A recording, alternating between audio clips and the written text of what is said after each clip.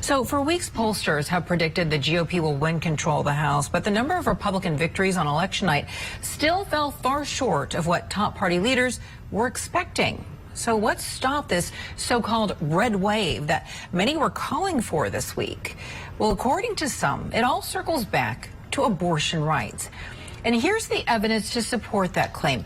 5 states voted on abortion access, and each one voted to protect access. And according to multiple exit polls, abortion was near the top of the list of issues that motivated people to get to the polls. National correspondent Maura Sirianni joins me now. And Maura, even Kentucky, which is a solidly red state, voted for abortion. So what does this tell you, really?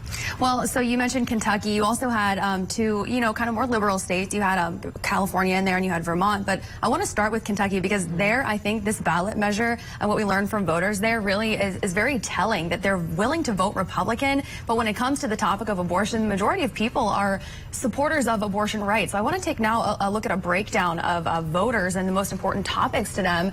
When it comes to abortion, Democrats, among Democrats, 77% said that was one of the most important issues this go around, while just 20% of Republicans said the same. Abortion rights were directly on the ballot. Let's name those 5 states: California, Michigan, Vermont, Kentucky, and Montana, through either proposed amendments to state constitutions or, in Montana, a legislative referendum. Now, in California, Michigan, and Vermont, voters chose to enshrine abortion rights in their respective state constitutions, while Montana voters rejected a measure that would allow criminal penalties on healthcare providers. And in Kentucky, voters rejected a proposal to amend the state's constitution that would basically have further restricted a woman's rights. People really underestimate Kentucky. People think that Kentucky is regressive. They think that Kentuckians don't believe in one another, but that's just absolutely not true. Kentuckians want abortion access, and that's what this amendment has shown us. Kentuckians want the health care that they deserve. They deserve the privacy between them and their doctors. So again, this was kind of a surprise, these voting measures in some states, California and Vermont. However, we mentioned we kind of expected there. They're now safe havens for abortion rights. In Michigan, this topic largely shaped the governor's race there. Veronica, of course, you had Gretchen Whitmer, and she is a staunch supporter of abortion rights.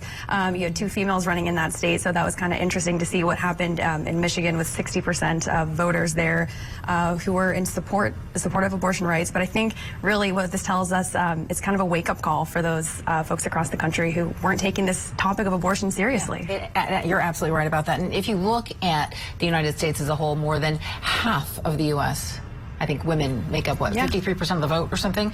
Bodily autonomy, reproductive rights. We kept hearing that over and over and over again from women in the United States, so it does make sense. We weren't sure how big of an impact it would have at the polls, but I think this just really is telling, and maybe some of those anti-abortion rights folks may have to kind of change their strategy moving forward. That's right. Maura Sirianni, thank you so much. We appreciate it. So we're going to go ahead and go more in depth right here on the effect of abortion rights on the midterm elections ahead in this hour.